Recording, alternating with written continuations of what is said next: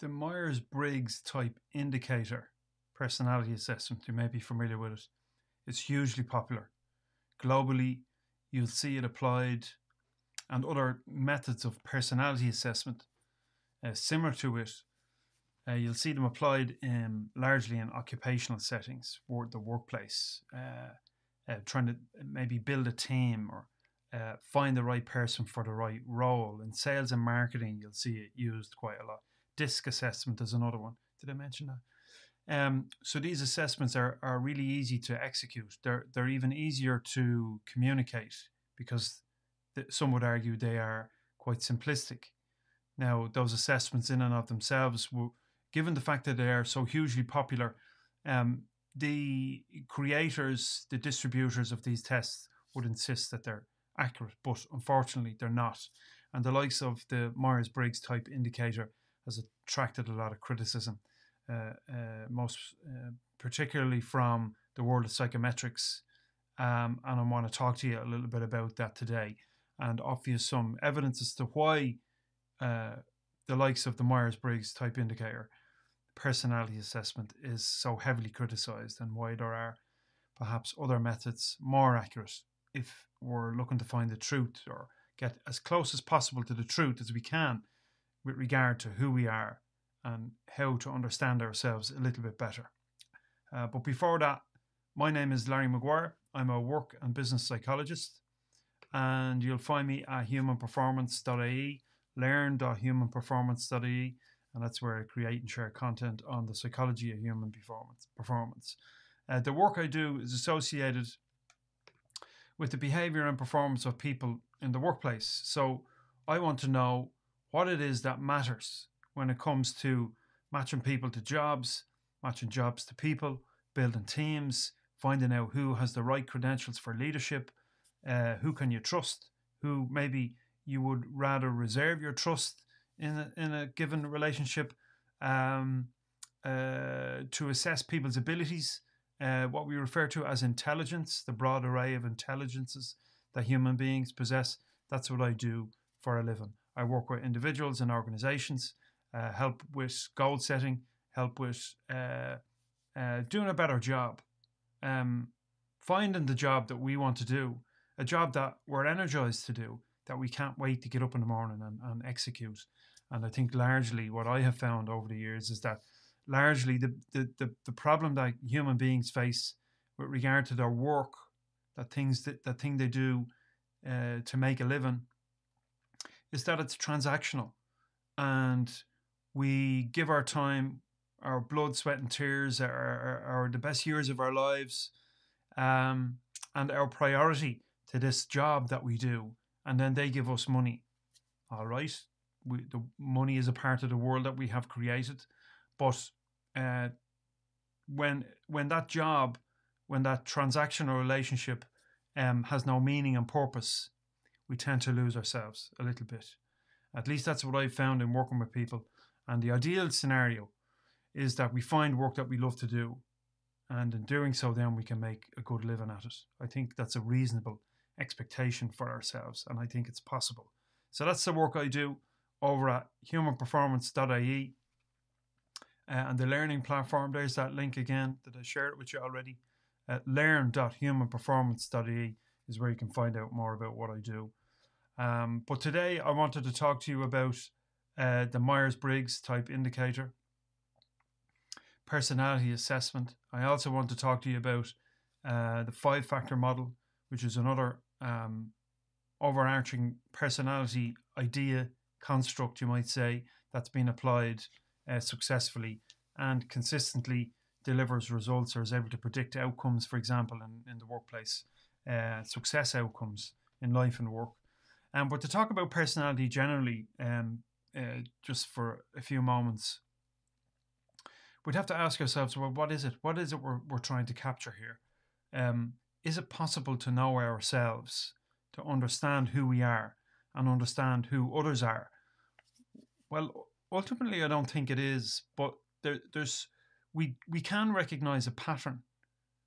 There is a pattern. There is something about that person over there that I recognize, that I know it to be Johnny Murphy or Mary McGann or whoever it happens to be. that's them. I recognize how they move. I recognize their accent, how they speak. That's definitely them. But they tend to behave a little bit differently in work than they do at home. And you might find that about yourself too. You might be someone slightly different when you're with your friends than when you're with your spouse, or when you're with your children versus when you're with your parents. So although there's something we can say is seemingly stable about that human being over there, there's a lot that's different. And so personality theory, personality assessments, such as the MBTI and all the various versions of the 5-factor model that exist, they attempt to capture that, whatever it is. And this investigation all began, you could say, arguably, at least in modern terms, round about the latter half of the 19th century. And you had people like Francis Galton, who was prolific in the sciences, discovered, or at least developed, was one of the first to develop factor analysis, which is a method of analysis that exists in pretty much all psychometric assessment, in order to build a model, build an assessment that's accurate and valid and predictable of certain behaviors. So he commenced that work. There's been a lot of work done on that since. He also, amongst other things, came up with the idea of regression towards the mean. In other words, this idea suggested that even if we outperform today, our performance will always fall back to the mean level of our performances eventually. So our performance might rise, it might fall, but eventually it always settles around that mean value. He uncovered this truism, I suppose you could say, about human behavior. He was also a formidable advocate for eugenics, formed the eugenics department at London University, the Association for Eugenics, I think that's what it was referred to as at the time. And the idea became hugely popular. And it was built around this kind of white, elite, Eurocentric idea of what it meant to be intelligent.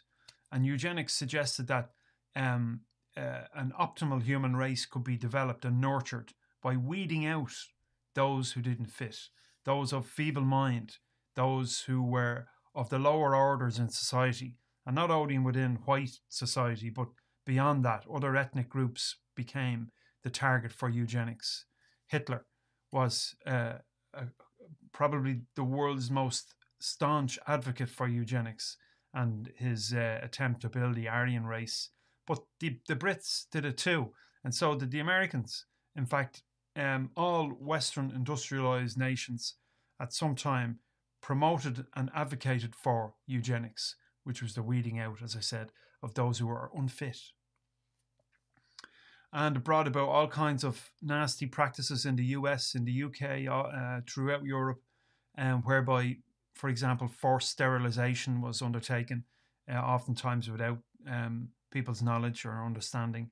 So as a means to weed out these undesirables. And this went on. Hitler, as I said, did a really good job at it. He's a controversial figure, Francis Galton, in that regard.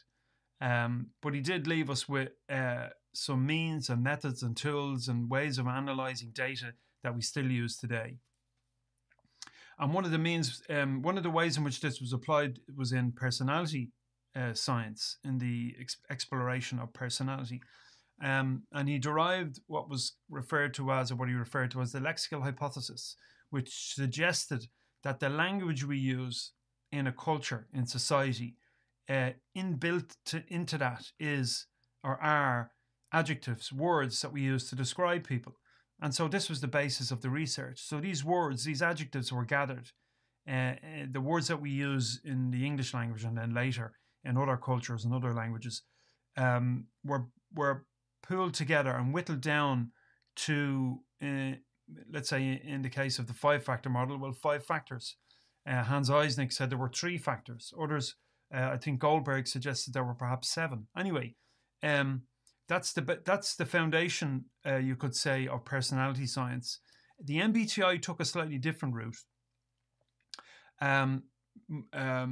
Myers and Briggs, Isabella Myers and Katharine Briggs, mother and daughter team, they weren't psychometricians, they weren't psychologists. They simply had a good idea.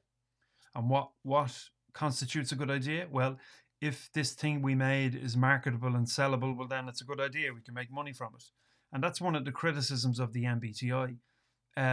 It's not built upon sound psychometric data analysis. It's not built upon a sound methodological structure. It's merely two people decided to use a particular model and build it out. And that model was Carl Jung's idea of personality, or what is it referred to it as, models of personality and how we behave, archetypes. So Jung's archetypes were used as the basis. Myers and Briggs apparently never asked Carl Jung for permission to use his ideas. They simply did it anyway. And so it gained popularity, and today it's probably one of the most widely used measures of personality that you'll find. It suggests that personality is built up of 4 dichotomies: introversion, extraversion, sensing and intuition, thinking and feeling, and judging and perceiving. And the extent to which you answer dichotomous ipsative questions, in other words, false choice questions, well, then your model of personality is built. So INFJ, for example, will be your personality according to the MBTI. And what I mean by ipsative or false choice questions is that one of the questions might be, for example, do you prefer, and this is a similar question as you'll find in the measure, do you prefer chocolate ice cream? You don't use this, but it's an example, a simple example. Do you like chocolate ice cream or vanilla ice cream? Well, maybe you like both, but you're forced to choose one or the other. Or do you like your own company, or do you like to be in a crowd? And so you're kind of left scratching your head a little bit. Well, I actually like being in a crowd sometimes, and I actually like being on my own sometimes. So I actually want to pick both, but you're not allowed. You're forced into one choice or the other. And your choice might be might come down to how you were feeling today, or your most recent experience. And so this is problematic, because if you take the same test in 6 months, you'll more than likely will produce, or the MBTI will more than likely produce a separate answer for you, or a different model or different persona for you. And that's one of the big issues with it. So ipsative questioning, either or, false choice dichotomies. The fact that if you take the test today and take it in 6 months, you'll produce a different result. And there's been a lot of criticism from psychometrics as a result of that. Validity and reliability is a big issue. Pittenger, 93, Costa and McRae have been critical. Costa and McRae suggested in their analysis of the MBTI that significant deficiencies exist. It doesn't encompass all dimensions of personality. Unlike the Big Five, the MBTI overlooks what's referred to in the Big Five as openness to experience. The results are inconsistent, as I mentioned. It's unstable in terms of the results that it produces. It's absent of predictive validity, as referred to. Research has shown that the MBTI is not effective at predicting job performance. So one of the big things you want from a personality assessment, especially in the workplace, is that if you hire somebody, given specific criteria, well, I need somebody who's conscientious. I need them to be able to do their work and do it really well, because let's say, I don't know, it's pharmaceuticals and you need checks and balances carried out on the production of pharmaceuticals. You need somebody who's really switched on and conscientious about doing their work to a high standard. So if you're using a personality assessment in your hiring process and you're not finding the right person, well, then that's problematic. So the MBTI is criticized for that. You think the MBTI is helping you find somebody who's zeroed in on the results, but it doesn't do that. The Big Five, on the other hand, will do that. So that's a problem. The MBTI does not successfully predict workplace success or workplace outcomes. Dichotomous scales, I said that already. The questions are ipsative, either or. The MBTI, by categorizing individuals into rigid personality types, may lead to reduced performance of people, missed opportunities for personal growth, and so forth. And so, in an educational setting or in performance settings, using the MBTI will give you false information.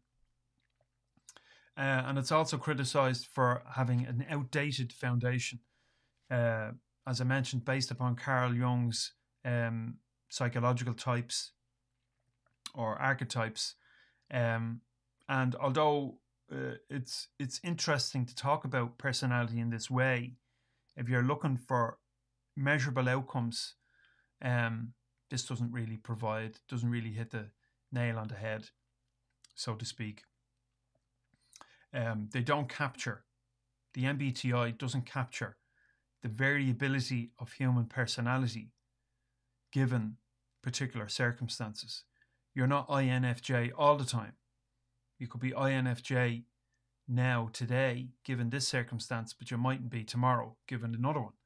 So we all, personally speaking, if I was to refer to myself, sometimes I don't mind being in a room full of people. Other times I prefer not to be. Most of the time I prefer to be on the edge of the room looking in. But if it does so happen that I have to stand in front of the room or the crowd and give a presentation, for example, well, then I'll do that. And there was a time when I wasn't very good at that, and maybe now I'm a little bit better. So you see, we're capable of changing, and the MBTI doesn't allow for that. As I mentioned already a couple of times, the Big Five or the 5-factor model of personality is more accurate. The 5-factor model is sometimes abbreviated as the ocean model or the canoe model, which you've probably heard of. And that consists of, if we take the ocean version of it, openness to experience. If you're high on openness, it suggests that you're not fazed by challenge, by change. In fact, you embrace change and you love finding answers to problems. That might be a suitable trait of personality to possess if you're in, for example, research and development, or you're in business consulting, okay, coming up with answers to problems. Within openness to experience, there are subscales, which are imagination, artistic interests, emotionality, adventurousness. How adventurous are you? Maybe you're high on adventurous, maybe not so adventurous. Intellect is another subscale, and liberalism.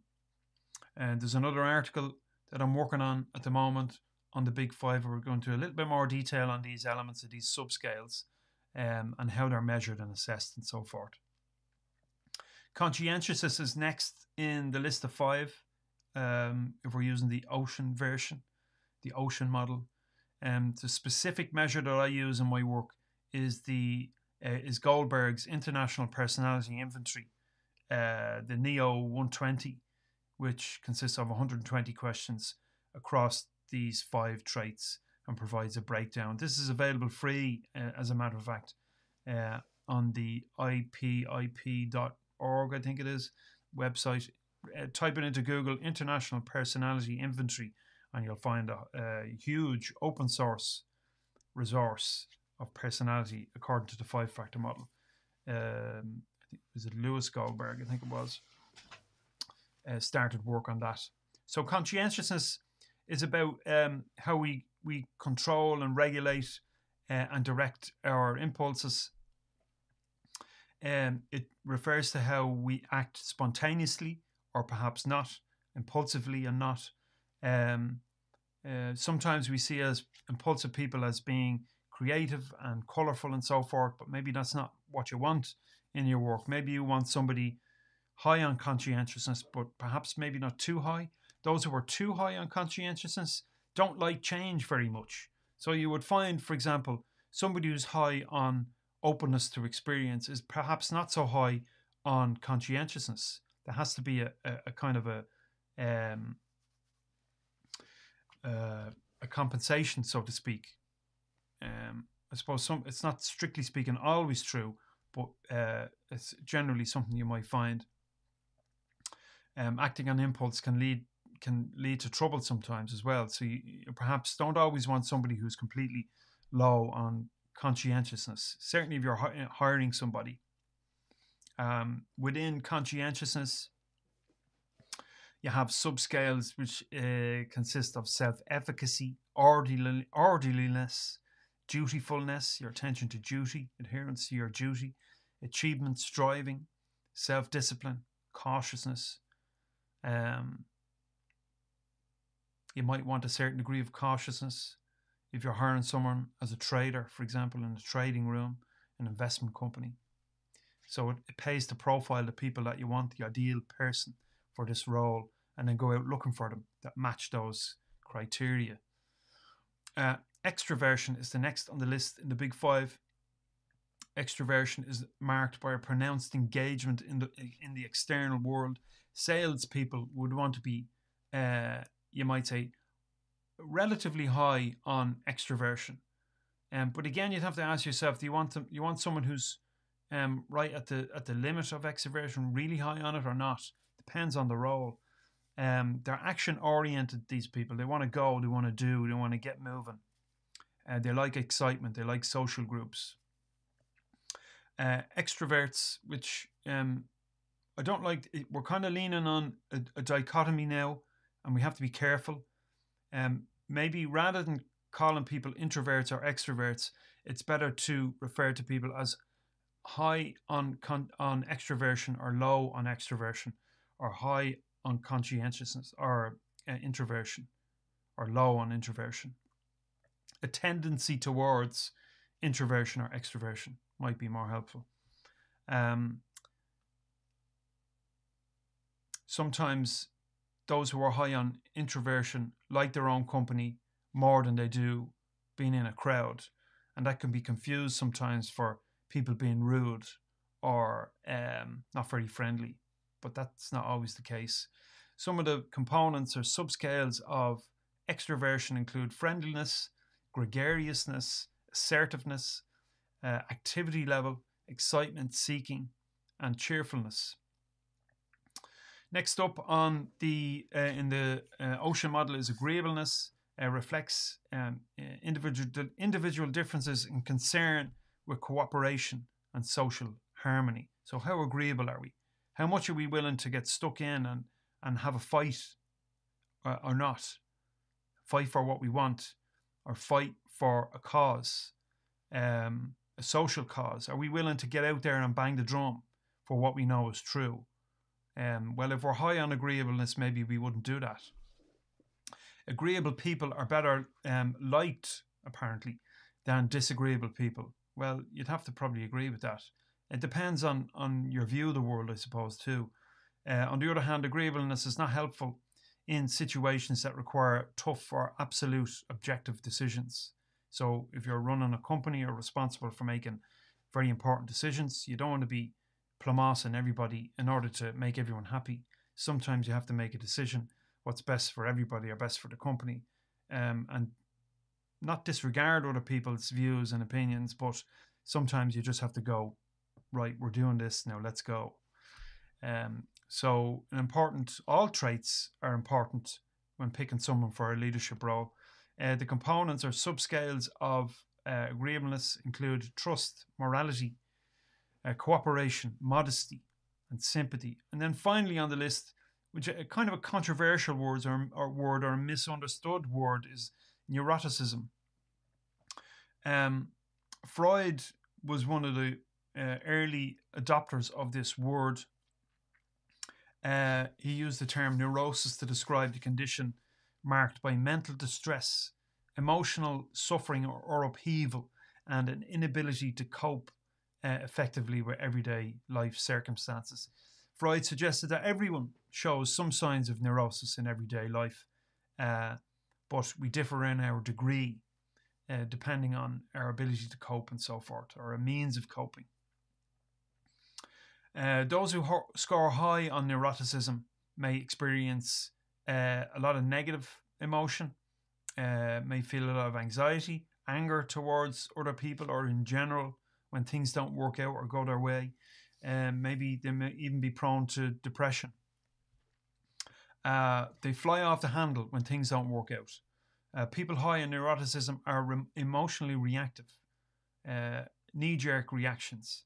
They are more likely to interpret ordinary situations as threatening, and tend to get flustered quite easily with minor problems.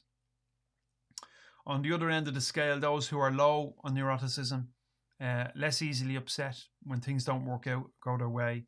They are calm, they're approachable, they're, you could say, emotionally stable. Some of the components or subscales of neuroticism include anxiety, anger, depression, self-consciousness, immoderation, and vulnerability. And the difference between the assessment of these traits of personality in the 5-factor model is that when you're posed the question, you're asked to answer on a scale of 1 to 5 or 1 to 7, whatever happens to be, the degree to which you agree with the statement.